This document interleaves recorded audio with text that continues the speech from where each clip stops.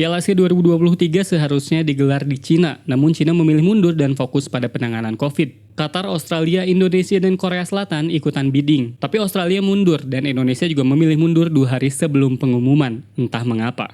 Di fase grup, Qatar mengalahkan semua lawan mereka, Tajikistan, Lebanon, dan juga Cina. Keanehannya nggak terlalu parah sih. Contoh waktu lawan Tajikistan, ada pemain Tajikistan yang nabrak wasit, tapi wasit tetap play on, dan peluang tersebut berhasil menjadi gol bagi Qatar. Terus menit ke-77, pemain Tajikistan juga di kartu merah, padahal dia yang dilanggar duluan. Gara-gara kartu merah ini, Tajikistan jadi susah buat comeback. Di laga terakhir melawan Cina, Qatar menang 1-0, tapi ada 1 gol Cina yang dianulir. Nah baru nih, di babak 16 besar, Qatar bertemu dengan Palestina yang mencetak gol terlebih dahulu. Qatar pun sempat menyamakan kedudukan dan mereka menambah keunggulan lewat tendangan penalti. Memang ada kontak dalam penalti tersebut, tapi ya memang pinter sih pemain Qatar buat memilih untuk jatuh.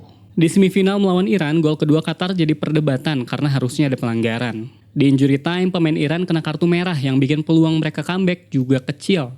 Laga final sebenarnya yang paling menarik karena Qatar menang 3-1 dan ketiga golnya didapatkan lewat tendangan penalti. Ketiga penalti tersebut didapatkan dari pelanggaran. Pelanggaran tersebut ya debatable lah, karena memang ada kontak, tapi saya pikir terlalu soft lah. Jadi apa yang ditunjukkan oleh wasit di laga final ini terlalu vulgar.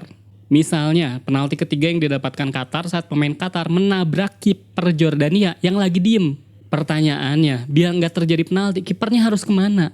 Kan dia lagi diem. Fakta menarik lainnya adalah cuma sekali Qatar diwasitin sama wasit dari Uni Emirat Arab. Itu pun cuma asisten wasit VAR di laga nggak penting melawan Cina di fase grup. Kalau alasannya karena mereka masih satu wilayah, Indonesia pernah kok wasit VAR-nya dari Thailand, dan Thailand juga pernah asisten wasitnya dari Malaysia. Qatar itu total melakoni 7 laga di Piala Asia. Di setiap laga ada 7 wasit. Artinya dari 49 slot wasit, cuma ada 1 wasit dari Uni Emirat Arab.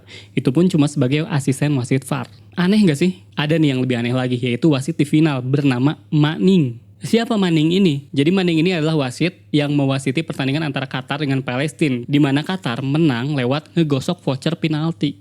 Uniknya, komposisi wasit di final juga mirip sama dengan pertandingan Qatar melawan Palestina. Wasit utamanya Manning, asistennya Zhou Fei dan Zhang Cheng. Wasit keempat nggak penting karena cuma di pinggir lapangan doang. Dan wasit VAR-nya Fu Ming dari Cina. Yang jadi pertanyaan, kenapa komposisi wasitnya harus sama kayak gini? Padahal di pertandingan lain, kalau misalkan wasitnya dari sebutlah Uzbekistan, asistennya bisa jadi dari Malaysia, dari Kuwait. Nggak pernah yang satu negara kayak gini. Tapi di final, keempat wasit utamanya berasal dari Cina. Apakah mulai terasa ada keanehan? Silakan simpulkan sendiri.